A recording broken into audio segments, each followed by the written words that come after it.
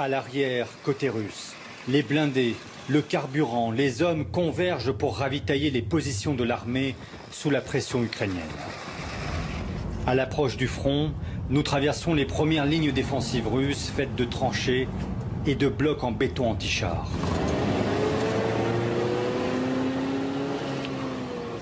Cette route est pilonnée par l'artillerie sans arrêt. Il faut aller très vite ici. Position tenue secrète, nous devons couper notre caméra. Voici les tranchées creusées il y a à peine 4 mois par les Russes. Plus profondes, mieux bâties. On a plusieurs postes comme ça. Elles sont occupées par les hommes mobilisés en septembre dernier. En face, l'artillerie tombe. Les positions ukrainiennes sont dans cette direction à 1 kilomètre. Il y a tout un réseau de tranchées comme celui-ci. Et surtout, les champs qui sont devant sont minés.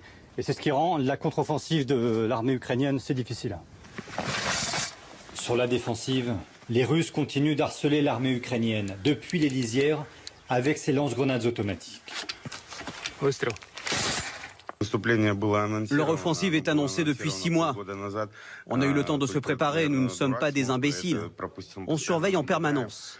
Et dès qu'on repère une approche, on appelle l'artillerie qui frappe partout devant notre position.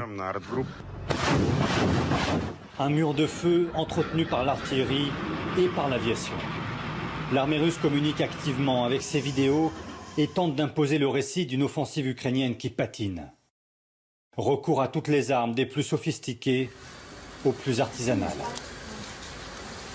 Rendez-vous dans un blocos sur le front avec ce volontaire. Regardez. Le drone seul, ce n'est qu'un jouet. Mais on ajoute cet explosif. Avec ça, on peut percer un blindé, ou même un tank si vous visez au bon endroit. On avait du retard sur l'Ukraine pour ces drones, mais on se rattrape depuis 6 mois.